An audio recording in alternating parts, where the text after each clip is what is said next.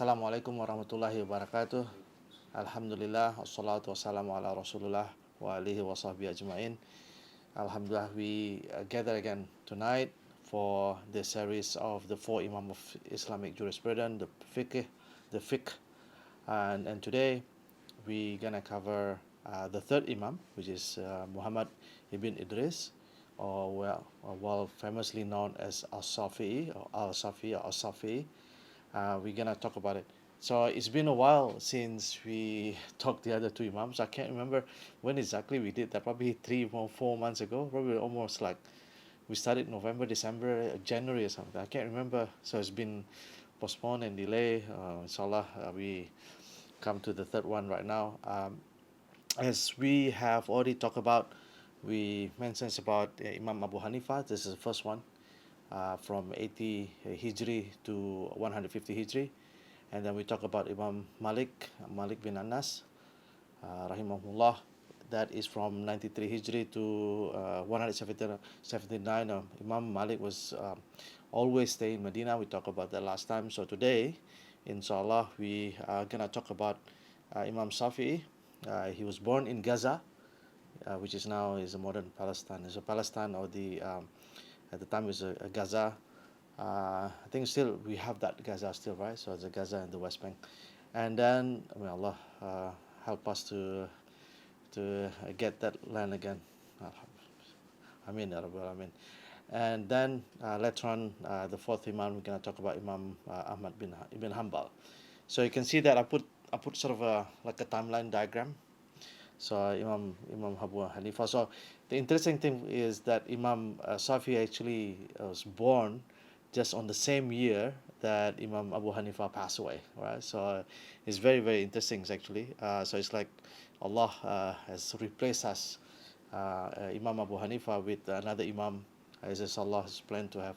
And there is a narrations. I don't know whether you heard this before. That there's a narrations about that every 100 years there will be mujaddid, right? The renewer, and then everyone agrees that the first 100 year was the Umayyad Khalif Umar bin Abdul Aziz. That is 680 CE to 720 CE. There's only a couple of years, I think, so 40 years. There's 40 years or 40 years, and then I think more scholars agree that the second one, which is the 200 years, is Imam Shafii, or Imam Muhammad ibn Idris, Imam Shafii. And there's a lot of people. Some people also believe that it's probably Imam Ahmad bin Hanbal, which we're gonna talk about in the next series. But then when Imam Ahmad was asked, who do you think is going to be the, and then definitely this Imam Shafii. So Imam Shafii. So, and one of the things here, Imam Shafii was actually sandwiched by the two Imams, right? He's actually, and what a really a good position here, because Imam Shafii actually learned from Imam Malik, right?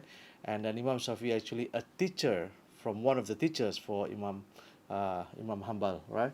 So it is, and then Imam Shafii also learned from one of the acolyte, one of the best student of Imam Abu Hanifa as well. So you can see this is amazing, and then you can see the famous saying by Imam Shafii that my mazhab is the Sahih, right? It's the Sahih Hadith. As long as it's Sahih Hadith, that's my mazhab, right? So as mentioned, Imam Shafi school is one of the four major traditional schools of religious law, which is called madhab in Islam. It is followed throughout the Ummah. I think most prevalent in, I think it's Kurdistan, Egypt, Yemen, Indonesia, Thailand, Singapore, Philippines, Sri Lanka, Palestine, Syria, right? And I think some part of India as well, I believe, right? There's the southern part. I also heard that. I think I need to confirm that, right? And then it is actually and, for the government point of view, is a Brunei Darussalam in Malaysia. They actually make that as a school of thought that officially followed by the government. So, and then again, it's probably approximately about 15% of Muslim worldwide that is sort of subscribed to the teaching of Imam, or the jurisprudence of Imam Shafi. So that is the preface about Imam Shafi. So Allah, we're gonna probably we cover around 30 minutes to 40 minutes. So what I'm planning to do today, I'm not going to go to detail about Imam Shafii because just more sort of introductions. It's just so more on the life of Imam Shafii. So, will probably something that we can take benefit of. There's one sections I call it teachings, and in the previous sections I went down to number of teachings of 5 or 6 that is quite specific to the Imams, and then today I'm not gonna go more to detail. So I think the idea just to give like a flavor. Yeah, that's mine, right? Yes, that one. I forgot to put it there. Yes. So today we're gonna cover. I think because we covered it the last time, so before a few months ago. So let's go just to give you just to refresh our memory. What is actually fiqh, or Islamic jurisprudence, or the law of what is halal, what is haram, what is allowed, what is not, right? So this is the call it jurisprudence. So just gonna give you a little bit on that, and then we went straight into the life of Imam Shafi. So I want to go just very briefly from why for where when he was born and until what sort of things that the milestones within his life until he passed away I think he passed away in Egypt, and then some of the teachings. Just probably keep 1 or 2 things within the teaching. So just to keep it short, the idea is to introduce this great individual around the Islamic teachings of the jurisprudence, and then we cover one slide on the legacy as something that what is known uh, for for Imam Shafi. So let's start with just refresh our memory. What is exactly Islamic jurisprudence? So it started when we know that is as a Muslims, we follow what Allah wants us to do as His slave, or as His abd, is to worship Him, and how we worship Him, how we do, and what we need to do in terms of worshiping Him. That's all. In order for us to do that, we have to follow the Quran and Sunnah, right? And that is, I think everyone knows. This is a very simple sort of point. Then during the time of Rasulullah SAW, if there are certain things that is not a little bit ambiguity, a little bit how to confirm this and so on, right? So there's also a different opinion. So the different of opinions is since the Prophet Muhammad SAW, the people still have a do. And the very famous story, which I explained last time, so I want to probably quickly explain that today as well.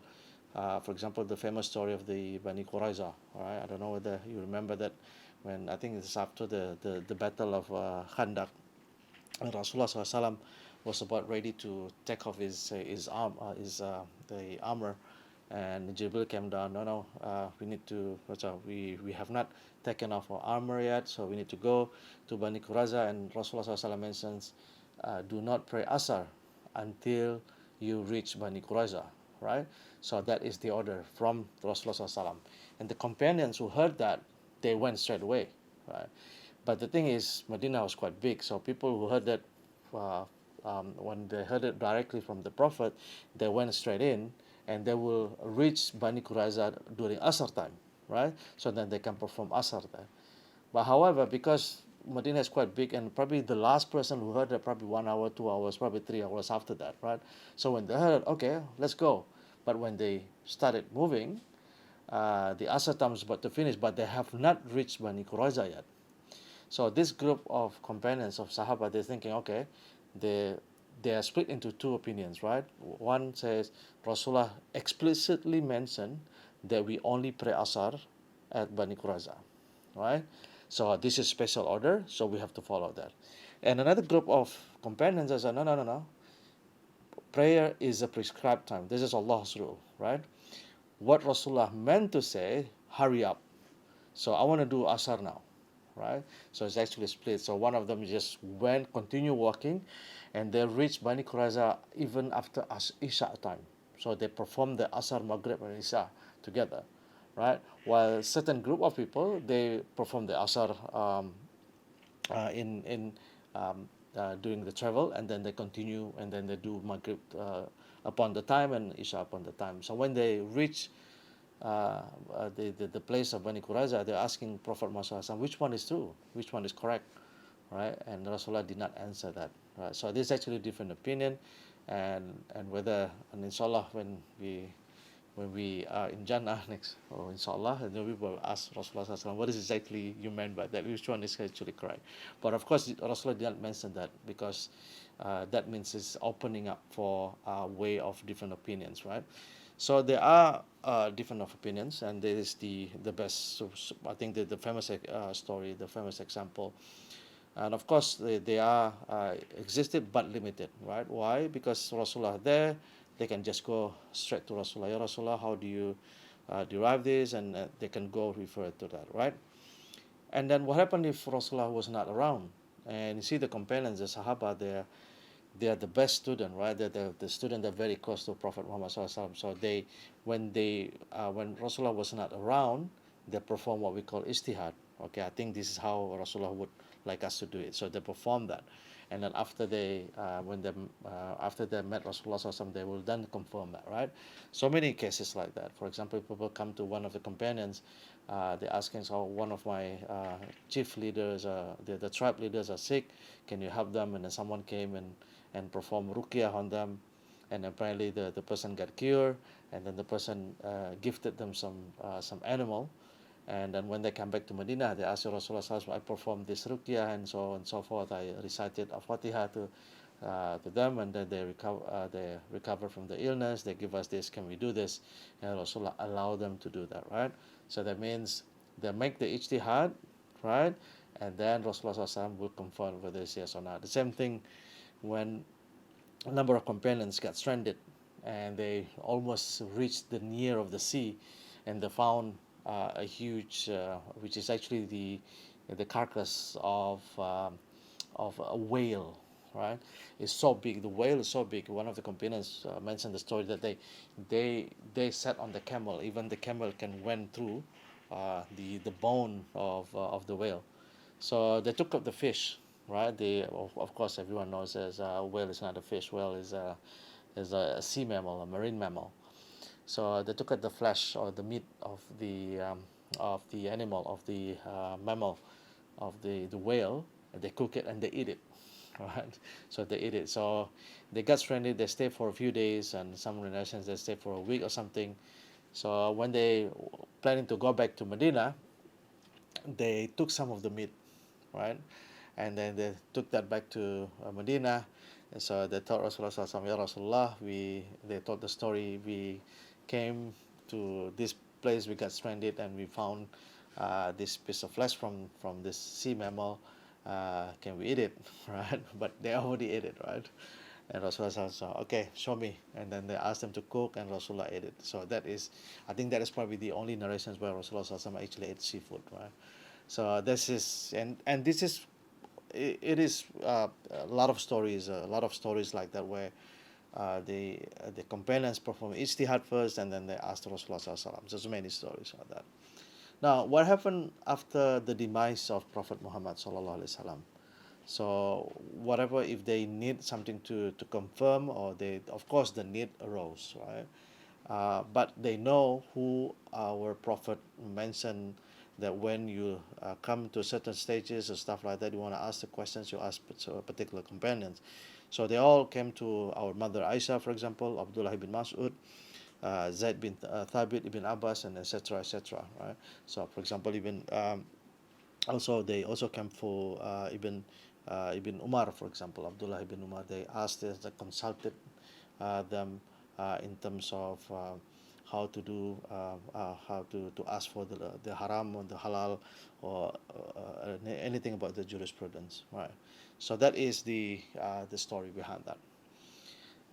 Then, as Islam grows and grows and grows and grows and cover more lands, the Levant, the Egypt, and North Africa, they come to they come into a diverse customs and cultures and circumstances, right? So there's a different, it's completely different land, completely different cultures, different ways of doing things, and of course, what Rasulullah SAW already taught the companion is certain things, not only how he derived it, but he taught people how to derive it. That's why there is a hikmah, there is a wisdom why there were different of opinions at the time of Rasulullah SAW, because when Rasulullah sallallahu alaihi wasallam was no longer with them, they know how to derive this because they learn from the Prophet. Of course, there are different opinions, and that's why, because of the different opinions, due to diverse customs and cultures and circumstances, that's why they come up with the schools of law. And then schools of law, this is what we call, in short, or in the simple terms, we call it madhab, which is the way or the method of how we define the laws within Islam, right? So what is it? Is actually is to derive the laws that was not spelled out before during the time of Rasulullah SAW. Of course, when they derive the law, it has to be based on the Quran as well as the Sunnah, and using the tool, what we call as ijtihad. Of course, it has to be certain scholars who understand the situations, understands the Islamic sciences, as well as who people who live at during that time, the place as well, so they know the society, they know the cultures, and using certain ijtihad and qiyas. Right? So this is the so that cover pretty much about what the Islamic jurisprudence is. So how to define Islamic law using the Quran and Sunnah, and the how to derive that law based on certain time and certain place. Right. So that is the Islamic jurisprudence. So let's go to the meat of the class for tonight. Right. So who is Imam Shafii? So his original name is Muhammad ibn Idris, right? Some people call him. He got a nickname by the nickname of Abu Abdullah. But this is very interesting thing, which you're gonna probably mention that later on. He was referred as Abu Abdullah, but he actually has no son by that name.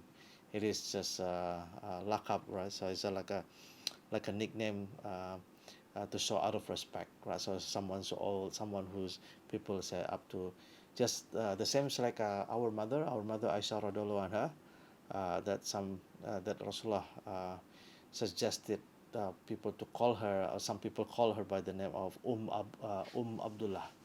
And of course, he has no son by the name of Abdullah, but Abdullah is actually her nephew, right? Her nephew from Asma.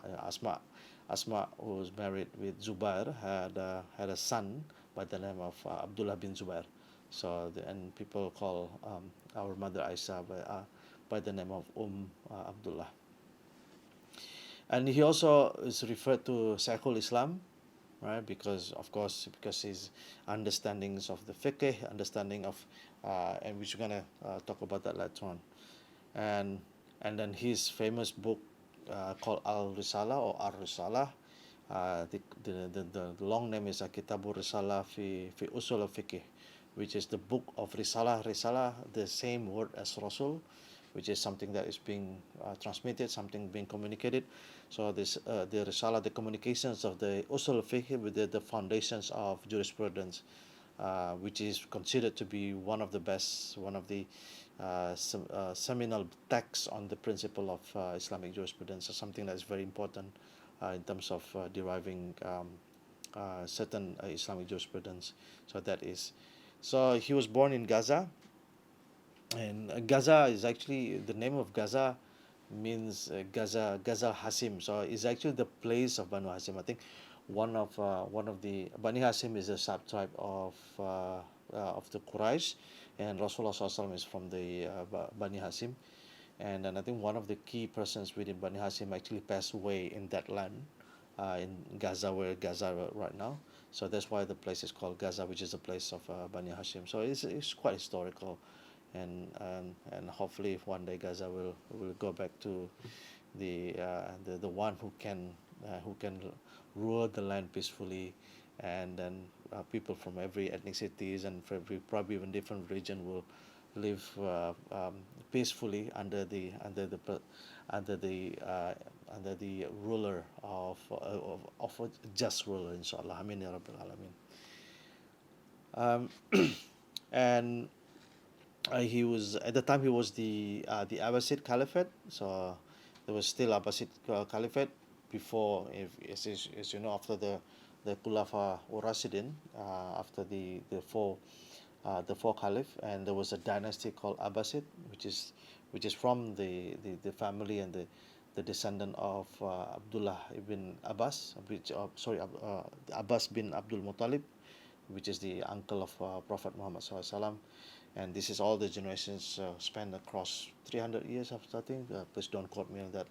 And then it would change again. It was originally from was before Abbasid, before Abbasid. Can't remember anyone. Or probably will come back. Yeah, it was at the time of the Abbasid Caliphate. Uh, and it's actually from Bani Muttalib, which is one of the Quraishi tribe, right? And his father passed away, and Imam Shafii actually being raised by his mother and in the poverty. So even though he's actually his lineage, right, is a Bani Muttalib, is probably the out of this four Imam, he's the only Imam which is descended from the Quraysh. So it is a big deal. It is a prestigious lineage, because it's continued to Rasulullah SAW through, I think, by the name of Abdul Mandaf, right? And his grandfather was a great grandfather was the companion who during at the battle of the Badr he was on the opposite side, and then he was captured as a prisoner of war, and then he paid himself, he paid ransom on himself, and after he paid ransom on himself, then he said Sahada and then embraced Islam. So that is actually the great grandfather of, Imam Shafii, right? The mother, uh, by the name of Fatimah binti Ubaidillah Azdia. She's actually quite sort of noble lineage as well. Fatimah binti Ubaidillah is actually uh, bin Hassan bin. I think there's a lineage of Hassan and Ali bin Abi Talib, right? So I think also the granddaughter of Hassan, the granddaughter or great granddaughter of Hassan, which is through the lineage of Abu Talib, radiallahu an. So it is actually his father is from the Bani Muttalib, and then his mother is from the lineage of Ali bin Abi Talib, which is Bani Hashim, right? So it's very sort of um, noble lineage, if you will, right? So, and it's a big now. Unfortunately, almost like Rasulullah SAW, right? Rasulullah comes from the Bani Hashim. It's also a very good lineage, but they were poor, right? Because Abdullah passed away. The mother Aminah at the time, they're not really well off, right? And the same thing with Imam Shafii, when he was born, and after that his father passed away. His mother actually decided to, out of poverty, they wanna okay, I don't want to get married again. I will never get remarried. I can focus on you, or Muhammad. He called his son, Muhammad ibn Idris, and because of that, they would travel to Makkah. So what happened is they moved to Makkah, and the mother actually took him to Makkah, and because this is part of his dua, so it is amazing. He's amazing that his mother's dua, right? His mother's dua that he wants his mother, that she wants her son to be someone who's actually devoted in learning, especially hadith and fiqh, right? So then the first teacher was actually the Mufti of Makkah, and one when we talk about Imam Shafi, right, this is gonna be an amazing story, right? Imam Shafi, I don't know whether you heard this before. When he's one of the, this is really a genius, right? This is again, and this is how Allah wants to preserve this knowledge, right? To preserve the not only the hadith but also the interpretations to become a jurisprudence, to become a law. He's so he became he memorized the Quran at the age of 7, right? So he's really genius, and and then not only that, then he memorized the book, the hadith collections of Imam Muwatta, yeah, Muwatta, the Imam Muwatta Malik, right?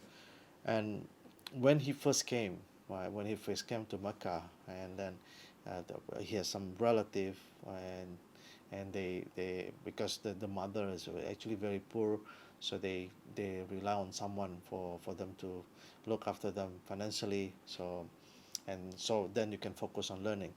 So he went up to just find any halakha and then attend it. So he went to any halakha, and no one actually ignored, because he didn't have any money to pay. And then he looked, with the cloth and everything very simple. He was just ignored. So he went home and called and told his mother that I didn't do anything. I cannot give them anything in terms of fees and so on, and they ignore me because I'm almost anybody, I'm almost nobody. And the mothers give her him advice to just become determined and so on. So he became more determined, and he learned more and more, even though with all the limitations that everyone has book or something, right? And then he didn't have anything. So his mother went to certain places where the garbage, and they pick up uh, bones or anything that it can write on, right? So this is how they learn with very, very limited resources. He learned in the halakha time, and then because his determination, and he's actually genius as well, and all other students actually start listening to him, start learning from him. So he become, and then the teachers at the time is Muslim, Ibn Khalid, Ibn Khalid, sort of noticed that, and then, oh, you've been teaching your fellow students, and then finally he became the assistant teacher, right?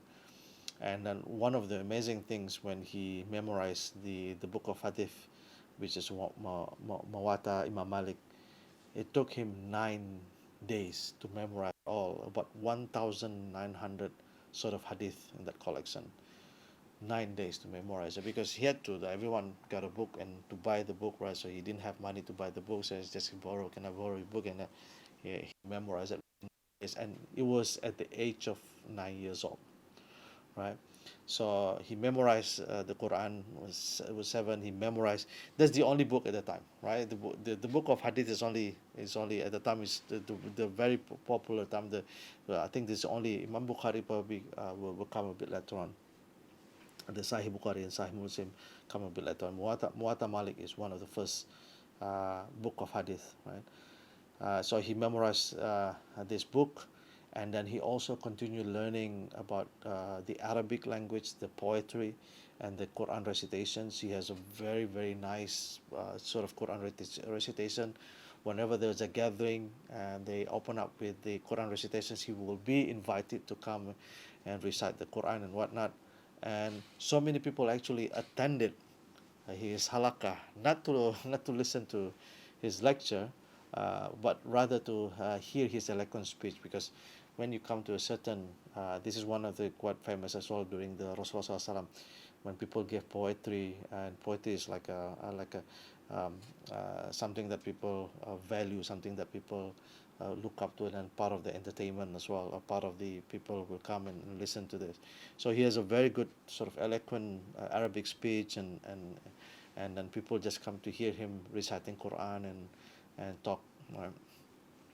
So then the Muslim bin Khalid is also interesting as well. Muslim bin Khalid is one of the biggest jurists in Makkah. All right.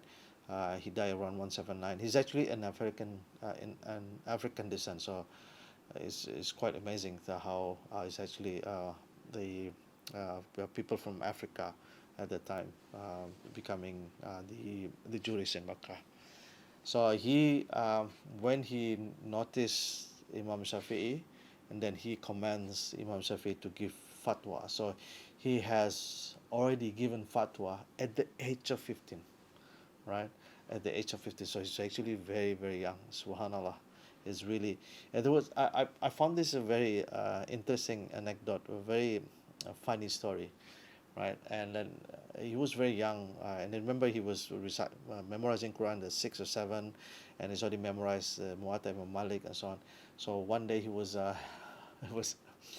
he was giving the fiqh of Siyam, the fiqh of the fasting, and during Ramadan. So he's giving the ruling of fasting during Ramadan time. And then right in the middle of that, he grabbed a drink and then drank, right? And then the students were wondering, what was happening here, right? Yeah, Imam, yeah, teacher or something. Here we are Ramadan, and then we're talking about the fiqh of fasting, the jurisprudence of fasting, and you're drinking it. Oh, because I didn't, I'm not fasting today because I'm not still reached my puberty, so I'm still, and then I'm so tired to give this teaching and very hard outside. That's why I drink. It's good anecdote, right? So, subhanallah. He was still young, and then he was giving because he become the assistant teachers of Muslim bin Khalid and so on. So, and at the age of 20, he traveled to Medina. Why? Because everyone knows Imam Malik was in Medina, right? And Imam Medina, he's the Imam in Medina. And then not only that, he's famous because of the book, the Hadith collections, Muwatta Imam Malik. And then he traveled there and studied that, and which is very interesting. What happened was because Imam Malik, the name was so popular, right? So Imam Malik at the time probably um, almost at the last 5 6 years before he passed away, right? So it was quite old already, and Imam Shafii was worried, how can I learn from him, now even he's already well known, he's already famous, and his teachers, which is Muslim bin Khalid, is already identified as one of the brilliant student, not only brilliant students become teachers and whatnot, and he's still worried about whether he can be accepted, right? Because Imam Malik uh, is very strong, so very strict in terms of accepting someone to become his student. So what happened was he requested for a letter of recommendation. So he went to the Khalid, Muslim bin Khalid went to the governor of Makkah. Governor of Makkah wrote a paper, sent to governor of Medina, and governor of Medina will come and says, give a paper, give a letter, and it says, okay, this is a letter of recommendation. This guy, Muhammad bin Idris, want to learn from you and whatnot, right? And Imam Malik, who is Imam Malik, when he saw this, and that letter actually tells this guy, this kid, whatever this is already 20 years. This person is the best student and so on, and he's also the descendant of the Prophet Muhammad SAW, right? So he mentioned that he's a descendant from Ali bin Abi Talib and so on and whatnot. So he's actually a very close relation from the Quraishi tribe, right? And Malik bin Anas was not even impressed that he just tore the papers and no, I'm not buying this stuff seriously. You want to get accepted because of your lineage, right? And subhanallah, amazing how people use their lineage in certain part of the world. They declare that they are the descendant of the Prophet, and they demand certain privilege and that. And then look at Imam Malik, just because you're descendant to Prophet Muhammad, it doesn't matter, because if you want to learn, you have to have basic things about learning, right? But anyway, they had a conversation, and then right away Imam Malik know this is someone special, right? This is someone special, and then they talk for a bit, and then later on they accept, okay, you can be my student, come tomorrow, sit on the first row, right? And then he sit in the first row, and then one day he asked, can you recite Muwatta for me? And then he recited the hadith from memory, right? His book is actually, he's the one who wrote the book, and then Imam Shafii recited that. So it's amazing sort of. And then he established in Medina, he developed his own unique approach in terms of deriving law, jurisprudence, and he stayed there in Medina for about 10 years. And that was where Imam Malik passed away. So he was there for about 6 years. In Imam Malik passed away in the 7 and 5 CE. And then Imam Shafi gained reputations as a brilliant jurist. Everyone start knowing him, and this is one of the things that you know that we should learn from this, right? Sometimes we adopt we subscribe ourselves in a particular Imam, Imam Malik, Imam Ahmad, and so on and so forth. But look at this, right? They're all actually teachers and students, right? Even though Imam Shafii has certain part of Imam Malik decisions or derive law that he derived, he didn't like it, but still he saw that as the utmost respect to his teacher, right? Because certain things we have a different argument, different sort of understanding, different approach and looking at things, but still they look at them as a utmost respect to his teacher.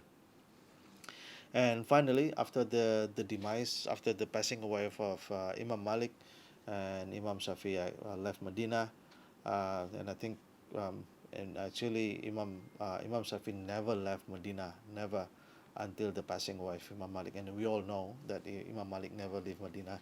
He was born and stayed and then died in Medina. So that is, and then what happened was Imam Shafii was appointed to become a governor. At the time was the Abbasid governor. The Caliph of Abbasid appointed him to become the governor of Najran at the age of 30. So after the Medina, from 20 years old to 30, and he became the governor. And he was one of the best, probably, administrator to run Najran, which is the place in Yemen. And then unfortunately he got entangled with some political issues, and he was actually tried for treason. The charge was he was involved in one of the movement to topple the government, or to the opposition, if you will, is from the group of people who call themselves the descendant of Ali bin Abi Talib, right? The revolt of Alids, and he was actually called in to the court with chain. So he was in jail. He was actually treated like a criminal. But later on, he managed to eloquently negotiate and explain his positions. So he was later dismissed from the charges. And after that story, and that's it. That's it for me. I'm gonna focus on Islamic science, on fiqh, no government job for me, right?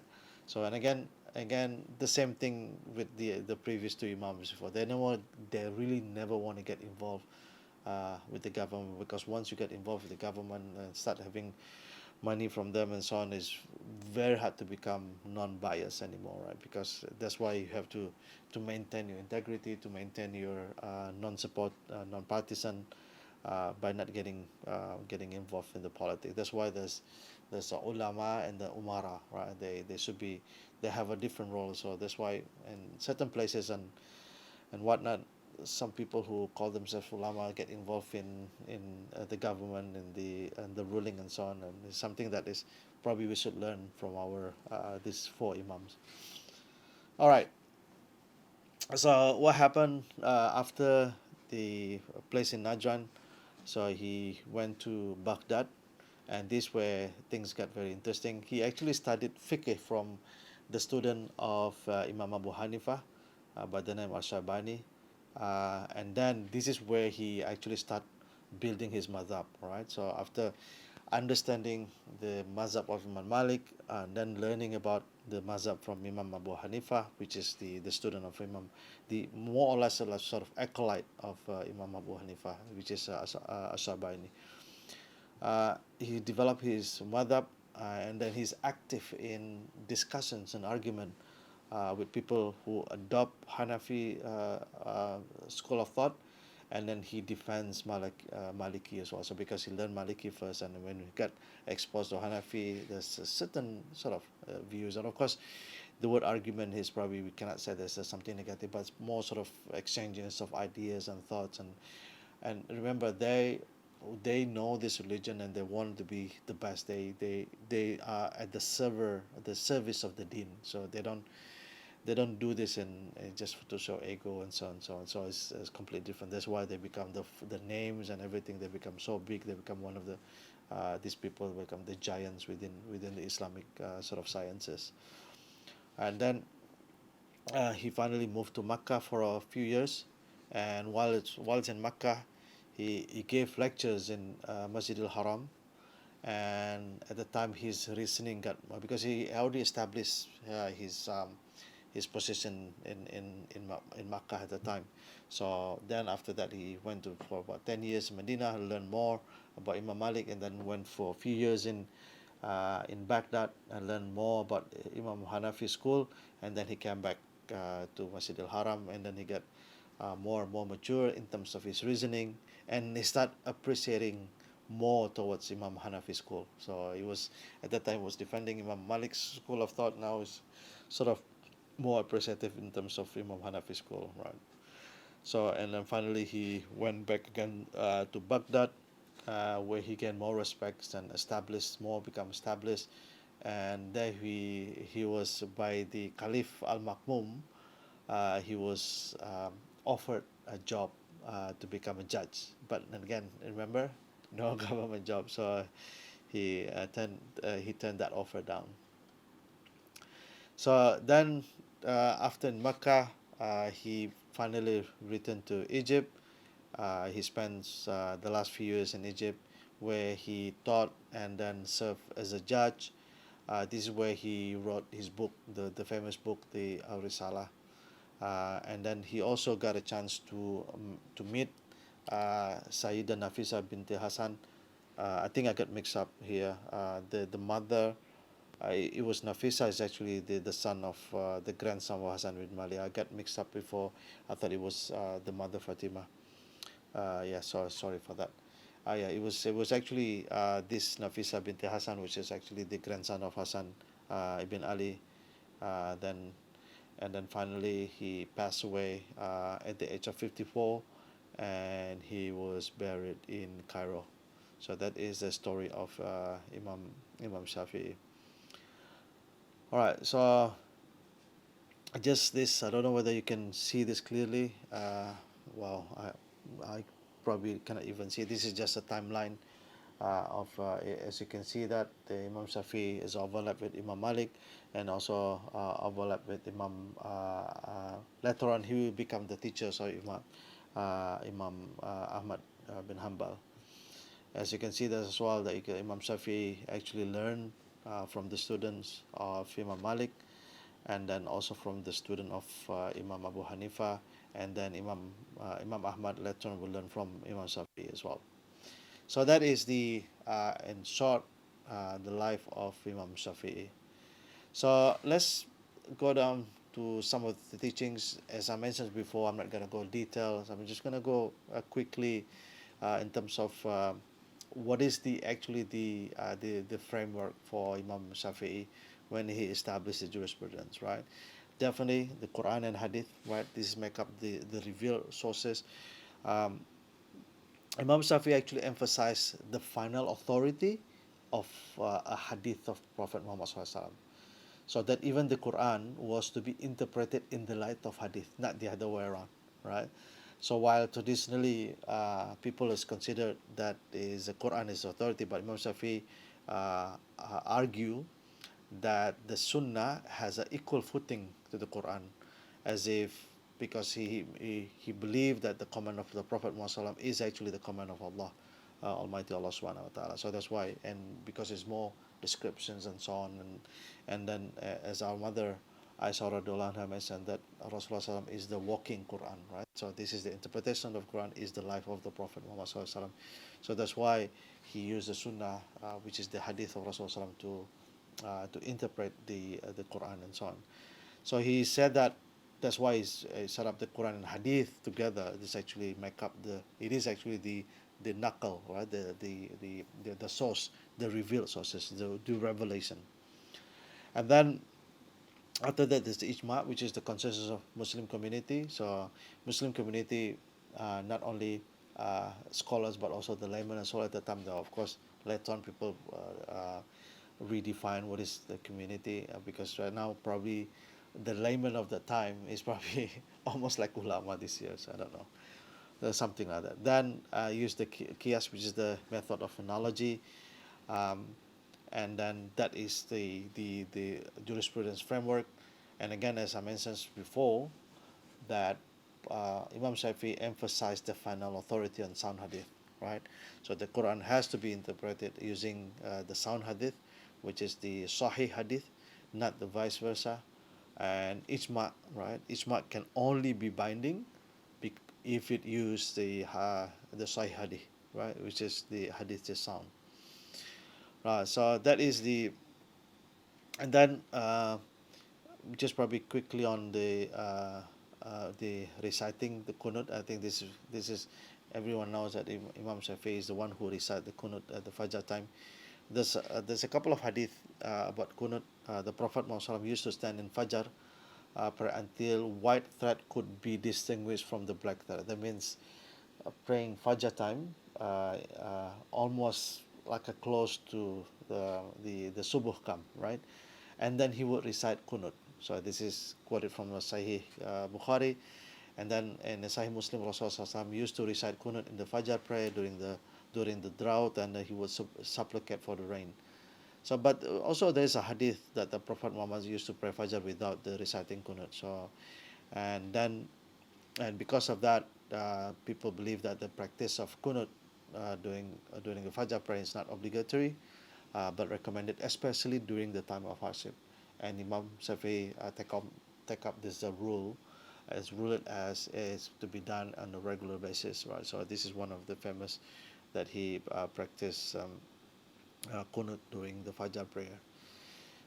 The other things we want to talk about is probably the last part about his teachings, that he mentions about six things for you to gain knowledge.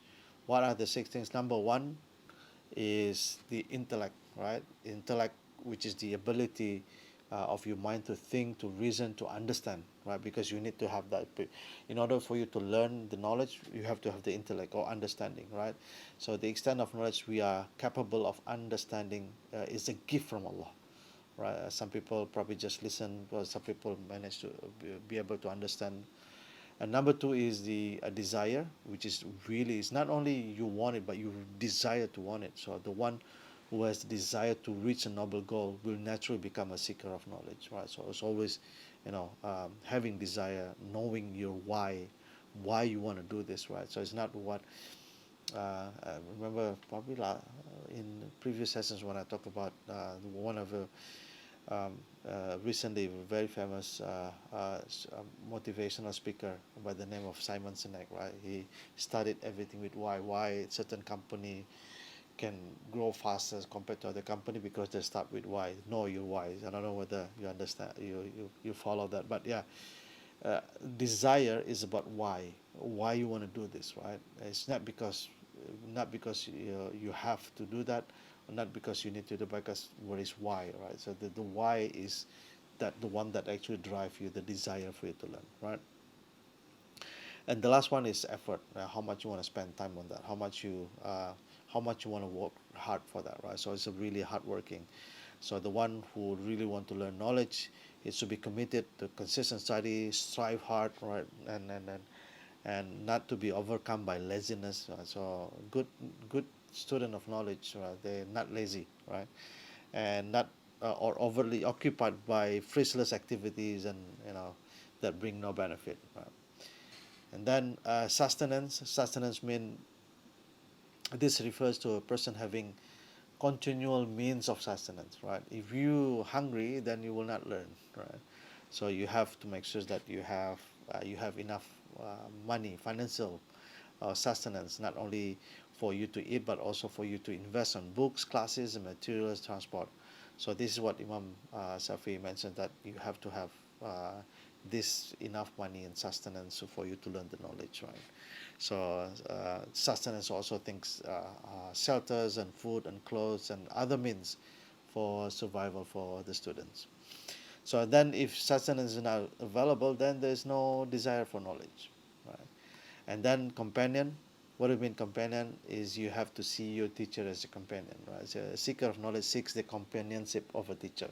So you want to learn. So that's why in Indonesia, the teacher word guru means digugu dan ditiru. They mean someone that you follow, right? Someone that you wish you aspire to be like them, right? So it's someone you not only the teaching, but also the morality, the akhlaq, right? So this is one of the things. To be a best student, to be the best in knowledge, that you have a very good teacher, and then you not only want to learn the knowledge from them, but you actually want to emulate them. You want to copy them, want to mimic them, right? And again, very interesting. I just want to a quick tangent here. Uh, there was there was a TV show that they took the whole TV crew went to Japan, and they wanna see how the students, the kindergarten, the primary school, learn from the teacher. The teachers, one of the few things, and among other things that they noticed, that the teachers do not have their own room, right? So they all from the start of the school until the finish, until the school finish, they all stay with the student, right? So they eat with the student, they go with the student, they take a nap with the student.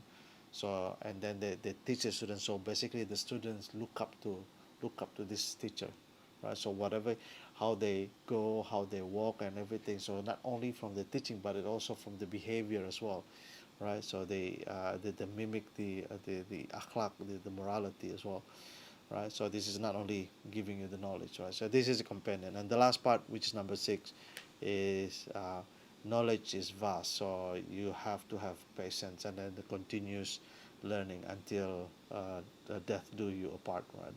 So before you become knowledgeable, it's always thirsty of knowledge and so on. So these are the things that we can learn from Imam Shafii.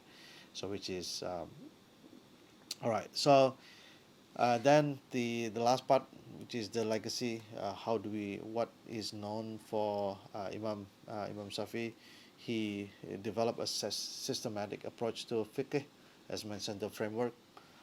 He emphasized the importance of using sound hadith, the sahih. That's why my madhab is the sahih hadith, right? And then he also developed the principle of qiyas, which is the analogy, which is a method of deriving legal ruling from Quran and Hadith. And then he wrote several important works on fiqh, and of course the famous one is the book by the name of Ar-Risala. All right, so we cover all uh, everything we need to know, of course, from a very, very high level in terms of Imam Shafi tonight. So I think that conclude our discussion. Unless we have another questions, brother. Okay. All right. I think we can conclude uh, our halakah tonight. So subhanaka Allahumma wa bihamdika asyhadu alla ilaha illa anta wa astaghfiruka wa atubu ilaik. Jazakumullah khairan. Assalamualaikum warahmatullahi wabarakatuh.